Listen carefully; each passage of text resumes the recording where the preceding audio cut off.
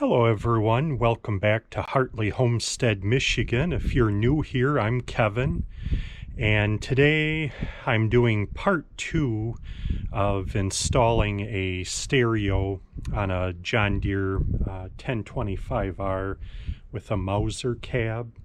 Part 1 I went into a little bit on hooking up the speakers and whatnot.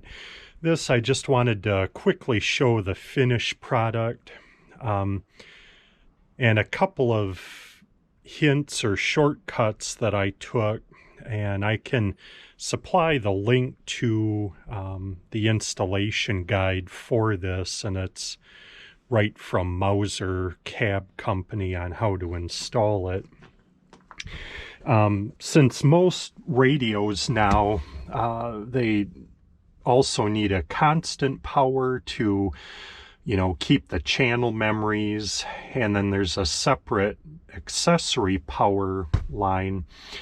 So the instructions say to, if you would buy the Mauser harness, it's all in one. But if you were running separate, 2 power and 1 ground wire, supposed to go up the inside the post and up and over under this top roof cap. And here I did with an electric blade clip hook into the wiper switch, and that would be my accessory power because the wipers don't work unless the key is on. So I did have to run that wire down the post. Now I cheated a little bit, and I figured this 12-volt outlet is continual power, like you can run items on this with the key off, and that would also have a ground. So back in here, you will notice running from underneath the tractor up to this point, and then it runs under and up to this outlet. So what I did was just use some wire splicers, and I just tapped into the ground and the constant power here, so I had a shorter run up to the radio itself. Now again, if you were to buy this radio package from John Deere or Mauser, there is a metal box made so that a radio can slide in. To me, it didn't really matter if there were some wires here. I tidied them up with some zip ties, but for me that was good enough for the tractor cab.